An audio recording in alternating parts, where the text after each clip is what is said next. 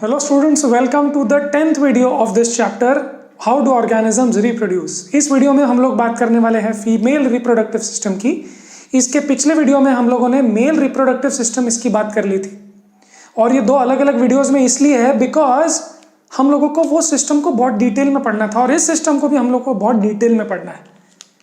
तो इस सिस्टम में क्या क्या पार्ट्स होने वाले हैं, तो मैंने कोई डायग्राम तो ड्रॉ नहीं किया है बिकॉज ये वीडियो है और मैं यहाँ पर एक फोटो आपको दिखाता रहूंगा और आप वो देख के समझ सकते हो। So keep on referring to that photo, to that diagram and keep on relating all the sentences जो मैंने पूरा बोर्ड भर दिया है जिससे। सो शुरू करते हैं। Let's talk about female reproductive system और उसके बाद वो दोनों सिस्टम कंबाइन करने के बाद जब फर्टिलाइजेशन होगा वो प्रोसेस को भी हम लोग देखने वाले हैं।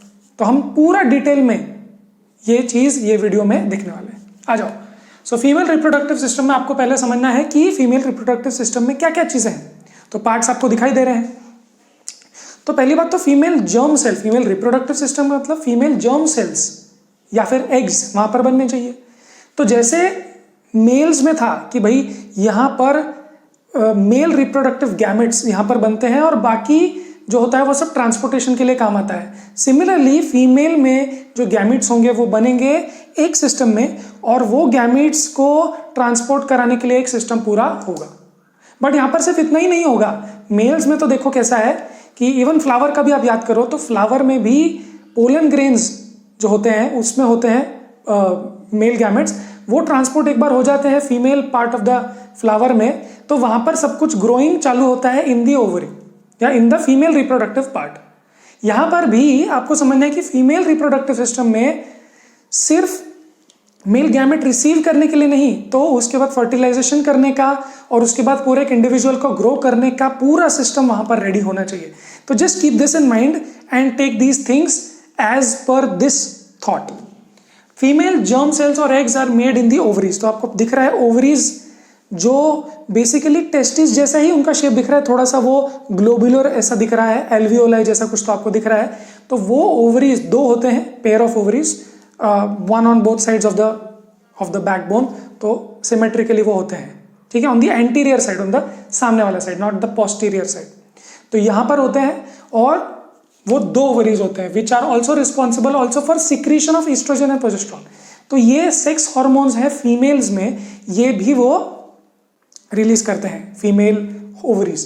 तो how do you relate it to the male reproductive system? Male reproductive system में जहां पर मेल गैमेट्स बनते थे, जहां स्पर्म्स बनते थे टेस्टिस में, वहां पर वो टेस्टोस्टेरोन सेक्स हार्मोन रिलीज करने के लिए भी वो रिस्पॉन्सिबल था। सिमिलरली यहां पर भी ओवरीज का काम एग्स बनाना भी है और ये दो सेक्स हार्मोन्स जो है एस्ट्रोजन और प्रोजेस्टेरोन, इसको रिलीज करना भी उनकी रिस्पॉन्सिबिलिटी है। तो ये आपको चीजें याद हो सकती है।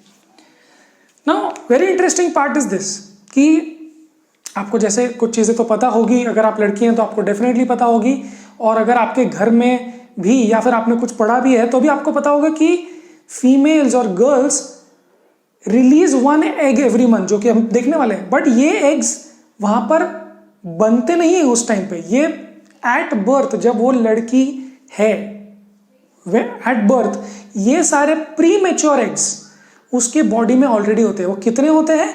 Not just thousands in fact, but millions तक होते हैं, 1 मिलियन तक होते हैं। मतलब 10 लाख या लेट्स से लाखों इनमेच्योर एग्स ऑलरेडी एक लड़की के बॉडी में प्रेजेंट होते हैं, बॉर्न विद थाउजेंड या फिर lakhs of immature eggs in the ovaries already होते हैं। ऑन रीचिंग प्यूबर्टी, प्यूबर्टी की क्या बात होती है, हमने 2 वीडियो पहले देखा था कि सेक्सुअल मैचुरेशन जब धीरे धीरे होता है तो क्या क्या चीजें होती है। हमने देखा था कि लड़कियों का मेंस्ट्रुएशन स्टार्ट हो जाता है, तो ये क्यों होता है वो भी हम लोग देखने वाले हैं। तो जब प्यूबर्टी होती है तो some of them start maturing every month. तो एक एक मंथ में मैच्योर होना स्टार्ट कर देते हैं। कुछ बहुत सारे तो कभी मैच्योर ही नहीं हो पाते बिकॉज मैच्योरेशन के लिए भी उनको हार्मोनल बूस्ट की जरूरत होती है। अगर हर एक को हार्मोनल बूस्ट ना मिले तो बहुत सारे तो ऐसे ही वेस्ट हो जाते हैं। तो बहुत सारे तो लाखों में से मैच्योर होने के लायक ही नहीं होते। सो एक एक एवरी मंथ मैच्योर होता है। सो देखो, some of them start maturing every month by the ovaries and are carried by the oviduct और द फैलोपियन ट्यूब। तो आपको दिख रहा है, सबसे पहले हमने देखा था कि वहां 2 ओवरीज और फिर वो दो ओवरीज से कनेक्टेड जो आपको दिख रहे हैं वो है फैलोपियन ट्यूब या फिर ओविडक्ट। ओवरी से रिलेटेड ओविडक्ट का मतलब होता है पैसेज, तो वो एक पैसेज है। आपको दिख रहा होगा डायग्राम में कि वो दोनों कनेक्टेड है, बट वो एक्चुअली दोनों कनेक्टेड नहीं है। ओवरीज और जो फैलोपियन ट्यूब का जो यहाँ पे कनेक्शन है वो कनेक्शन एक्चुअली नहीं है, वो बहुत क्लोज है, but they are not one single passage, ऐसा नहीं है। So these are two different bodies. तो ये आपको खैर मैंने एक्स्ट्रा बताया। So some of them starts maturing every month by the ovaries and carrying by the oviduct. तो बेसिकली जब ओवरी में एक एक एग जब मैच्योर हो जाता है फिर वो फैलोपियन ट्यूब में जंप मारता है और वहां पर वो ट्रेवल करता है, ओविडक्ट जिसको बोलते हैं फैलोपियन ट्यूब। ठीक है, These oviducts meet into an elastic bag-like structure which is called uterus. तो दिख रहा होगा आपको कि वो दोनों ओवरीज में से दोनों फैलोपियन ट्यूब्स जो हो रहे हैं वो एक बैग लाइक स्ट्रक्चर, एक लेट्स से एक सेंटर में मिल रहे हैं और वो सेंटर को बोलते हैं यूट्रस। और वही जगह है जहां पर वो बेबी जो फीटस होता है वो वहीं पर ग्रो होता है। तो वैसे तो फीमेल बॉडी में वो जो यूट्रस होता है वो इतना बड़ा अभी होता नहीं है, बट बिकॉज वहां के मसल्स बहुत इलास्टिक होते हैं वो इतने बड़े फीटस को वहां पर मैनेज कर पाते हैं। It's not an easy task, but वो वहां पर मैनेज हो सकते हैं। Female bodies are made like that. These oviducts meet into an elastic bag-like structure, uterus, which opens via cervix into the vagina. तो आपको ये पूरा स्ट्रक्चर अभी समझ में आ गया। क्या समझ में आया? देखो, ओवरी है, वहां से फैलोपियन ट्यूब्स सिमेट्रिकली आ रहे हैं और जब दो आ जाते हैं, दो ओवरीज से दो फैलोपियन ट्यूब, तो मिलते हैं वो यूट्रस में। इलास्टिक बैग है क्योंकि वहां पर ही बेबी फीटस वहां पर ग्रो होने वाला है। और उसके बाद जहां पर एक ओपनिंग आपको मिल रही है वो है सर्विक्स, और वो सर्विक्स से खुलने के बाद जो पैसेज है वो है वेजाइना। तो वहां पर यहां पर वेजाइना में sperms enter the vaginal passage and travel to the oviduct. तो देखो अभी स्पर्म्स की कैसी कहानी है। तो सेक्सुअल इंटरकोर्स होगा तो स्पर्म्स एंटर करेंगे वेजाइना से और फिर वहां सबसे पहले उनको क्या मिलेगा? सबसे पहले उनको सर्विक्स मिलेगा। सर्विक्स में से पास होने के बाद वो पहुंचेंगे यूट्रस में। यूट्रस में से पहुंचने के बाद वो पहुंचेंगे दोनों फैलोपियन ट्यूब्स में। बट अभी सिचुएशन देखो क्या है। एक तरफ यहां पर एग हमारा रेडी है, एक तरफ यहां पर स्पर्म आ रहा है। एक ही ट्यूब में होगा एग, ठीक है ना, दोनों ट्यूब्स में नहीं होंगे एक एग, एक बार में एक ही एग आएगा। तो एक एग आ चुका है और यहां से स्पर्म आ रहा है। अब एग कहां पर है? एग है फैलोपियन ट्यूब में अभी, और स्पर्म कहां पर है? स्पर्म तो अभी सर्विक्स से एंटर किया है, यूट्रस में आया है। अभी उसको जाना है उसको फैलोपियन ट्यूब में पहुंचना है जहां पर एग है। अब ये रास्ते में उसको बहुत सारे प्रॉब्लम्स आने वाले हैं। पहली बात तो ये कि बहुत सारे sperm, millions of sperms random directions में ही तैरते हैं, तो वो रैंडम डायरेक्शंस की वजह से वो पहुंच नहीं पाते टारगेट पे। टारगेट तो एग है। और बहुत सारे स्पर्म्स को तो वहां के WBCs जो होते हैं, जो इम्यूनिटी सिस्टम होता है लेडीज का, वो उसको वहां पर वो पकड़ लेते हैं। और बहुत सारे स्पर्म्स तो वहां के एसिडिक बिहेवियर में जिंदा ही नहीं रह पाते। तो जो मिलियंस ऑफ स्पर्म्स वहां पर पहुंचते हैं उसमें से 100 से भी कम वो एक्चुअली एग तक पहुंच पाते हैं। और कहानी यहां पर खत्म नहीं हुई। अभी भी एग पर पहुंचने के बाद भी एग के जो आउटर कवरिंग है उस कवरिंग को तोड़ के अंदर उसको स्पर्म को जाना है। तो ये अभी और भी स्ट्रगल बचा हुआ है। तो सोचो, मिलियंस ऑफ स्पर्म्स पहले तो सर्विक्स में से क्रॉस करेंगे, फिर यूट्रस में WBCs पकड़ेंगे, एसिडिटी होगी, रैंडम डायरेक्शंस में चले जाएंगे, कुछ चले जाएंगे दूसरे फैलोपियन ट्यूब में जहां पर एग नहीं है, फिर कोई एक फैलोपियन ट्यूब में कितने ही लोग पहुंचेंगे, और पहुंचने के बाद भी उनको वॉल ब्रीच करके अंदर एग में जाना है। तो ये सारी चीजें होनी जरूरी है to get to the fertilisation. तो आई थिंक आपको समझ रहा होगा कि this kind of a reproduction when you look it into detail, जब आप दूर से देखते हो, जब आप फॉर एग्जांपल मैं अपने एक्सपीरियंस से बता रहा हूं, जब आप दूर से उत्तराखंड का मैप देखते हो तो आपको लगता है कितना छोटा सा स्टेट है ना, क्या है। फिर जब आप वहां जाते हो एक्चुअली वहां, और जब आप देखते हो कि मुझे एक गांव से दूसरे गांव जाना है, सिर्फ 100 किलोमीटर दूर है पर 6 घंटे लगने वाले हैं, तब आपको लगता है अच्छा ये स्टेट जितना छोटा दिखता है उतना है नहीं, बहुत कॉम्प्लिकेटेड है। सिमिलरली आपको लगता है कि यू नो व्हाट, स्पर्म और एग मिलके हो गया, बट यहां पर उतना सिंपल केस नहीं है, right. It's a whole branch of medical science, ठीक है। सो हम कहां तक पहुंचे? May encounter an egg. तो देखो, travel to the oviducts where they may encounter an egg. क्यों? क्योंकि फीमेल्स में एग होने का और एक्टिव होने का ये बहुत एक स्पेसिफिक पीरियड होता है। ऐसा नहीं है कि ऑल राउंड द मंथ या ऑल राउंड द ईयर वो लोग वैसे फर्टाइल रहते हैं, नहीं, एग्स हमेशा वहां पर प्रेजेंट नहीं रहते। और सपोज वहां पर एग्स वहां पर प्रेजेंट नहीं होंगे, हमने देखा ना some of them start maturing every month, तो हर मंथ में एक एक आता है अब उनकी भी कुछ टाइमिंग होती है। अब अगर वो टाइमिंग पे स्पर्म वहां पर पहुंचा या एक आध दिन यहां वहां वो सर्वाइव कर पाएंगे। अगर एक दिन से ज्यादा वहां पे वो रुके स्पर्म और एग नहीं आया, यहाँ पर एग वापस नहीं होगा वहां पर, या एग वहां पर रुका हुआ स्पर्म नहीं आया, तो वो जब तक टाइमिंग मैच नहीं होगी तब तक वहां पर काम नहीं हो सकता फर्टिलाइजेशन का। सो ये बहुत इंपॉर्टेंट सेंटेंस है, मैंने रेड में लिखा है that they may encounter an egg. जरूरी नहीं कि वहां पर एग हमेशा प्रेजेंट होगा, हमेशा ईयर राउंड नहीं रहता वहां प्रेजेंट, कुछ दिनों तक ही वहां पर वो रहता है। विच मे गेट फर्टिलाइज, जैसे मैंने आपको बोला कोई गलत फैलोपियन ट्यूब में चला गया जहां पर एग नहीं है, फिर कोई सही में चला गया, ठीक है, वहां पहुंचने के बाद भी इट मे गेट फर्टिलाइज, वहां पर भी हो सकता है कि ना हो फर्टिलाइज, ऐसा भी हो सकता है, ऐसा भी होता है। So it's not that straight forward. तो यहीं पर तो सारी बीमारियां और यहीं पर सारे आगे की चीजें आती है, राइट। तो दिस फर्टिलाइज एग, तो एक बार सपोज फर्टिलाइज हो गया, चलिए अपने को सेक्सुअल रिप्रोडक्शन में रिप्रोडक्शन तक तो पहुंचना है, तो सपोज ये एग फर्टिलाइज हो गया, मतलब स्पर्म वहां पर पहुंच गया एग में और वहां पर वो अब फर्टिलाइज होने का मतलब क्या हुआ कि अब वो जो फर्टिलाइज एग है जिसको जाइगोट बोल रहे हैं हम लोग, वो एक सेल, डिप्लॉइड सेल, अभी देखो हैप्लॉइड सेल था, मतलब वन सेट ऑफ क्रोमोसोम्स थे स्पर्म में, वन सेट ऑफ क्रोमोसोम्स थे एग में, और ये जब दोनों क्रोमोसोम मिल गए तो अब 2 सेट्स ऑफ क्रोमोसोम हो गए जो आपकी बॉडी में होते हैं। तो अब ये जो सिंगल सेल बन गया है डिप्लॉइड सेल, उसको बोलते हैं जाइगोट। इट्स एक बार जाइगोट बन गया तो फटाफट तुरंत वो माइटोसिस या डिवाइड करना स्टार्ट कर देता है, और डिवाइड करने के बाद वो एक एम्ब्रियो बन जाता है। बट आपको इतना ध्यान देना है कि ये जो फर्टिलाइजेशन हुआ है ये ओविडक्ट में हुआ है, यूटेरस में अभी तक वो नहीं आया है जहां पर फीटस ग्रो होने वाला है। तो एक बार वो पहुंच गया, वहां पर फर्टिलाइजेशन हो गया, तुरंत माइटोसिस स्टार्ट हो गया, रिप्रोडक्शन सेल डिवीजन स्टार्ट हो गया, और वो एक बॉल ऑफ सेल्स बन गया जिसको बोलते हैं एम्ब्रियो।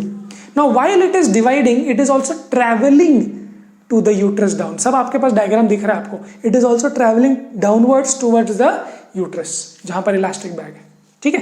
तो अब देखो this fertilised egg starts divide into ball of cells which is called embryo and travel simultaneously to the uterus where it is implanted. तो यूट्रस में वो जो बॉल ऑफ सेल्स है वहीं से तो आप शुरू हुए हो, तो वो कहां पर ग्रो हुआ है सब कुछ आपकी मम्मी के यूट्रस में। तो वहां पर वो क्या हो जाता है, वहां पर इंप्लांट हो जाता है, वहां पर से तैरता नहीं रहता है, वो वहां पर से फिक्स हो जाता है दीवार पर, और एक बार वो दीवार पर फिक्स हो गया तो क्यों, आपकी मम्मी जो खाएगी वो आपको मिलेगा, और आप जो डाइजेस्ट करोगे वो मम्मी को मिल जाएगा। तो बेसिकली आपका सारा काम अभी मम्मी के बॉडी से ही होने वाला है। In fact just not that, but in fact just that one single connection which your body has with your mother's body, that single connection जहां से सब कुछ एक्सचेंज होने वाला है। सो अब देखते हैं नेक्स्ट हम लोग travel simultaneously. Okay, this embryo lining is richly supplied by the blood, with blood, मतलब जो हमने जिसकी बात हमने की थी ना कि जो यूट्रस होता है उसकी लाइनिंग होती है और वो वहां पर लाइनिंग पे जाके इम्प्लांट कर देता है, तो वो लाइनिंग ना रिचली सप्लाइड बाय ब्लड होता है ना। तो वो हम देखने वाले हैं इसके बाद कि अगर एग फर्टिलाइज नहीं हो तो वही मेंस्ट्रुएशन का कारण होता है, कि वही तो ब्लड निकलता है फिर, ठीक है ना, एवरी मंथ। तो this embryo lining is richly supplied with blood, इसीलिए वहां पर एम्ब्रियो इम्प्लांट हो जाता है, और ब्लड से अगर वहां पर हम कनेक्टेड रहेंगे दैट एम्ब्रियो, तो वो उसको न्यूट्रिएंट्स मिलते रहेंगे ग्रो होने के लिए, correct. A special disc-like tissue which is called placenta. Now this is a very interesting organ. Placenta, it's an organ.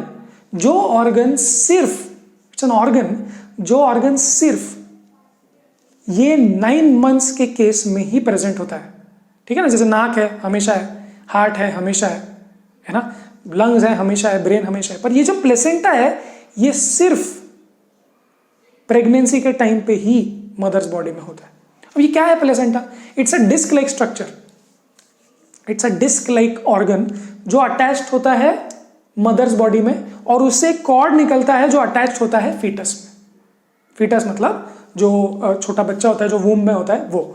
तो this tissue placenta is embedded in the यूटेरिन wall, uterus की wall में, has villi on एम्ब्रियोसाइड, villi तो देखो एक बार क्या हुआ पहले कि वो जो फीटस जो एम्ब्रियो था वो इम्प्लांट हो गया, फिर वो ग्रो होने लग गया, तो वहां पर एक टिश्यू भी, एक ऑर्गन भी आ गया, प्लेसेंटा। अब प्लेसेंटा एक डिस्क लाइक ऐसे स्ट्रक्चर है जो यूट्रस की वॉल में लगा हुआ है, और उससे एक कॉर्ड निकल रहा है, वो एक बच्चा वहां पर डेवलप हो रहा है। तो अभी बच्चे से मम्मी के बॉडी तक एक जो कनेक्शन है वो अम्बिलिकल कॉर्ड और प्लेसेंटा। तो ये जो ऑर्गन है इसी के थ्रू सारा एक्सचेंज चलने वाला है। देखो आपको क्या क्या चाहिए, आपको सेल डिवीजन करने के लिए न्यूट्रिशन चाहिए, बहुत सारा न्यूट्रिशन, आप वेस्ट भी प्रोड्यूस करोगे तो वेस्ट भी वहां से निकल जाता है। तो ये सब कुछ वो अम्बिलिकल कॉर्ड और प्लेसेंटा से ही सब कुछ एक्सचेंज होने वाला है आपकी बॉडी। इनफैक्ट जब लेडीज प्रेग्नेंट होते हैं तो उनको बहुत यूरिनेशन भी बहुत होता है, बिकॉज अभी वेस्ट भी ज्यादा प्रोड्यूस होने वाला है। And when you read more you will realize that pregnancy is a very complicated thing। मतलब जब आप किसी प्रेग्नेंट लेडी को देखते हो और वो धीरे धीरे चलती है और उसकी कमर दुखती है और उसको जल्दी बैठना पड़ता है, उसके पाँव फूल जाते हैं ब्लड सप्लाई की वजह से, तो all these things are very very complicated, but you have to realise that all these things can only be done in a women's body.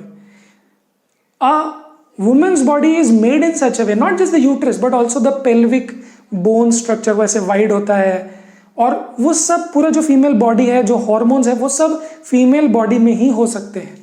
So it's a very special scenario. You should, I don't know, but you should think in such a way that you should appreciate it. That you know what, it's such a wonderful thing. Disc like structure placenta जो हम बोल रहे थे, it's villi on the embryo side। तो embryo side में villi होते हैं। villi आपको पता है hair like structures, these are for exchanging the material, waste and raw materials, and blood spaces on the mother side। तो mother side से blood वहां पर आता है और embryo side में villi होता है, तो ये blood से villi में ये सब exchange चलता रहता है। It's a connective tissue right, blood, तो ये सब वहां पर सब कनेक्शन से होता रहता है। To provide for large surface area for glucose, oxygen and waste to pass, right. तो ये सब बातें हम लोगों ने समझ ली। एक बार इसको जल्दी से हम लोग रिवाइज कर लेते हैं चाहिए तो, कि देखो ये है फीमेल रिप्रोडक्टिव सिस्टम का पार्ट्स। कौन से? ओवरी से शुरू होता है, 2 ओवरीज, फिर 2 फैलोपियन ट्यूब्स वहां से कनेक्टेड है, और फिर एक elastic bag like structure uterus. Uterus निकलता है एक ओपनिंग पे जो सर्विक्स है, और वो निकलता है वल्वा, वेजाइना में। अब वेजाइना में जब स्पर्म्स एंटर होते हैं सेक्सुअल इंटरकोर्स के टाइम, तो वो सर्विक्स से पास होते हैं और यूट्रस से पास होते हैं, और फिर वो फैलोपियन ट्यूब में जाते हैं। अगर वहां उसको एक एग मिल गया और वो फर्टिलाइज हो गया तो वो बन जाता है जाइगोट। वो जाइगोट होता है कहाँ? जाइगोट हो जाता है, फर्टिलाइजेशन होता है फैलोपियन ट्यूब में, फिर वो धीरे धीरे धीरे धीरे डिवाइड होता रहता है और धीरे धीरे ट्रांसपोर्ट होता रहता है यूट्रस। अब यूट्रस में वो वॉल में फिक्स हो जाता है, और वहां पर फिक्स होने के बाद वो धीरे धीरे ग्रो होना स्टार्ट हो जाता है। कैसे? क्योंकि यूट्रस की वॉल में बहुत ब्लड सप्लाई जबरदस्त होता है। फिर जैसे जैसे वो फीटस ग्रो होने वाला है वैसे वैसे एक टिश्यू बनने लगता है, वो है placenta. Placenta is a special tissue, special organ जो प्रेगनेंसी के टाइम ही होता है। वो एक डिस्क लाइक स्ट्रक्चर होता है जो यूट्रिन वॉल पे लगा होता है, और एक अम्बिलिकल कॉर्ड होता है जो फीटस में लगा होता है। अब वो जो कनेक्शन है, वो कनेक्शन में बहुत अच्छे से ब्लड सप्लाई होता रहता है। तो एम्ब्रियो साइड में, फीटस साइड में वहां पर बहुत विलाय होते हैं, और मदर साइड में वहां पर ब्लड स्पेसेस होते हैं। तो villi is surrounded all the time by blood, तो उससे सारा एक्सचेंज होता रहता है गुड एंड वेस्ट मटेरियल्स का, राइट। अगर ये सारा प्रोसेस ना हो, देखो स्ट्रक्चर तो हम समझ गए, बट अगर फर्टिलाइजेशन ना हो तो क्या होगा? देखो एग तो वहां पर आके रुका है, एवरी मंथ आने ही वाला है। अगर स्पर्म आके उसको फर्टिलाइज नहीं कर पाया, देखो या तो स्पर्म ही नहीं आया, तो या तो स्पर्म आया पर वहां तक पहुंच नहीं पाया, या तो स्पर्म पहुंच पाया पर फर्टिलाइज नहीं कर पाया, या तो फर्टिलाइज भी कर पाया पर वो जो जाइगोट था वो यहां पर आके इंप्लांट नहीं कर पाया। समझो ध्यान से ये, क्योंकि नेक्स्ट वीडियो में बहुत काम आने वाला है कॉन्ट्रासेप्शन मेथड्स में। देखो फिर से, अगर स्पर्म ही नहीं पहुंच पाया, या स्पर्म पहुंचने के बाद में वहां तक जिंदा ही नहीं रह पाया, अगर वहां तक जिंदा रहने, वहां पहुंचने के बाद भी अगर उसको पेनिट्रेट नहीं कर पाया, और पेनिट्रेट या फर्टिलाइजेशन होने के बाद भी जब उसको यूट्रस के वॉल में आके इंप्लांट करना होता है, अगर वो भी नहीं कर पाया, तो all these 4 stages should be crossed so that an embryo can be made. उसके बाद में सारा प्रोसेस अच्छे से होना चाहिए 9 महीने तक, कब जाके बच्चा पैदा होगा, उसके बाद भी हेल्थ अच्छी रहनी चाहिए, उसके बाद आप यहाँ पर इतने खड़े हो, राइट। आई नो कि दुनिया में लाखों करोड़ों अरबों लोग हैं, तो आप बोलेंगे ये प्रोसेस तो बहुत सिंपल है, बट जब आप इसकी डिटेल्स में देखते हो तो you will understand that there are so many things which can go wrong, there are so many things. Next video में भी आप समझोगे there are so many things which could go wrong, but still this is such an intricate and efficient process, right. Okay, तो हम बोल रहे थे कि अगर ये चारों चीजें क्लियर ना हो और फर्टिलाइजेशन ना हो या इम्प्लांटेशन ना हो, बेसिकली अगर वो बच्चा पैदा होने का सिचुएशन ही ना हो पाए, तब वो जो यूट्रस की वॉल है, जो ब्लड स्पेसेस या ब्लड लाइनिंग जो बना चुका था उसका wall, to receive a fertilised egg, to receive an embryo, अगर वो वहां पर एम्ब्रियो वहां पहुंचा ही नहीं फॉर वॉट एवर रीजंस, तो वो यूट्रस की वॉल का जहां पर बहुत सारा ब्लड और म्यूकस था उसका क्या होगा, उसका कोई यूज नहीं है। तो बॉडी जो है, फीमेल बॉडी, वो एवरी मंथ रेडी होती है फॉर फर्टिलाइजेशन या फॉर इम्प्लांटेशन, और एवरी मंथ अगर उसको इम्प्लांटेशन ना हो तो वो ब्लड लाइनिंग को शेड कर देती है, उसको तोड़ देती है, और वो सारा ब्लड निकलता है। एंड दीज थिंग्स और this thing is called menstruation, bleeding. तो ये सारी चीजें हो सकती है अगर फर्टिलाइजेशन या जो भी प्रोसेस पूरा ना हो पाए तो, right. Great. So question number 2 says which of the following is not a part of the female reproductive system in the human beings? तो आप बता सकते हो ओवरी है, डेफिनेटली यूट्रस भी है, vas deferens mail reproductive system में, तो यहाँ नहीं है, एंड फैलोपियन ट्यूब ऑब्वियसली है। So very simple question, let's go to the next question number 6। Why does menstruation occur? ये भी हम समझ गए कि यूट्रस की वॉल एवरी मंथ रेडी होती है फॉर रिसीविंग एन एम्ब्रियो, और अगर वो उसको ना मिले और इम्प्लांटेशन भी ना हो तो फिर वो मेंस्ट्रुएशन होता है, दैट वॉल और जो भी सेटअप था that dissolves and that leaves in the form of blood and mucus, inner lining of the uterus जिसको आप बोल सकते हो। Let's go to the next question which is question number 4। ये थोड़ा सा पहले के टॉपिक से रिलेटेड है। What are the advantages of sexual reproduction over asexual reproduction? तो आप बोल सकते हो कि ये हम पहले भी पढ़ चुके हैं, सेक्सुअल रिप्रोडक्शन में वेरिएशंस ज़्यादा होते हैं और उसमें दोनों पेरेंट्स के गुण होते हैं या सद्गुण होते हैं या दुर्गुण होते हैं, जो भी आप समझ सकते हो। सो वेरिएशंस भी होते हैं और दोनों मदर और पेरेंट जैसा भी वो थोड़ा थोड़ा होता है, और ये जो वेरिएशंस होते हैं वो वायबल होते हैं क्योंकि वो दोनों टेस्टेड है, तो हमने वो पिछले वीडियोस में देखा है। चलो नेक्स्ट क्वेश्चन नंबर 9 हम लोग करने वाले हैं, वो है how are the modes of reproduction different in unicellular and multicellular organism? तो क्योंकि हम लोग मल्टीसेल्युलर ऑर्गेनिजम्स का भी खत्म कर चुके हैं, हम समझ जाएंगे कि देखो यूनिसेल्युलर ऑर्गेनिज्म में सिर्फ सेल डिवीजन होता है। सेल डिवीजन हो गया मतलब 2 सेल बन गया, मतलब हो गया रिप्रोडक्शन। बट मल्टीसेल्युलर ऑर्गेनिज्म में रिप्रोडक्शन बहुत अलग किस्म से होता है। तो अगर बेसिकली प्लांट्स लेवल पे देखो तो स्पोर फॉर्मेशन या फिर आप देख सकते हो फ्रैगमेंटेशन, ये सब तरीके से होता है, वेजिटेटिव प्रोपोगेशन। और ह्यूमंस में भी या प्लांट्स में भी आप सेक्सुअल रिप्रोडक्शन देखोगे तो बहुत अलग टाइप से होता है। क्यों? क्योंकि वो अलग सेल्स ही है उसके लिए। यूनिसेल्युलर में एक ही सेल, कोई स्पेशलाइज्ड टिश्यू नहीं है, बट मल्टी सेल्युलर में स्पेशलाइज्ड टिश्यू होते हैं, मेल्स एंड फीमेल गैमेट्स होते हैं या स्पोर्स होते हैं जो उसको ग्रो करने में काम आता है। तो बहुत फर्क है दोनों में, राइट। उसके बाद हम लोग लास्ट क्वेश्चन देखने वाले हैं, जो क्वेश्चन नंबर 4 है, वो है how does the embryo get nourishment inside the mother's body? जिसके बारे में हमने बात किया वो है ये प्लेसेंटा। तो एक बार वो इम्प्लांट हो जाता है, फिर वहां पर वो ब्लड उसको बहुत सारा मिलता है ग्रो होने के लिए, फिर प्लेसेंटा बनता है जो डिस्क लाइक टिश्यू है, वो अम्बिलिकल कॉर्ड से कनेक्टेड है। मैं बहुत बार रिपीट कर चुका, right. So let's close this video here. I hope आपको समझ में आया हो, आई होप आप इस चीज को अप्रिशिएट कर पाते हो, और आई होप आप इस चीज को बहुत रिस्पेक्ट से देखोगे, right. Great, let's close this topic here. और नेक्स्ट वीडियो, लास्ट वीडियो में हम लोग बात करने वाले हैं द रिप्रोडक्टिव हेल्थ की, right. So let's close this here, will see you in the next video. Till then पढ़ाई करते रहें।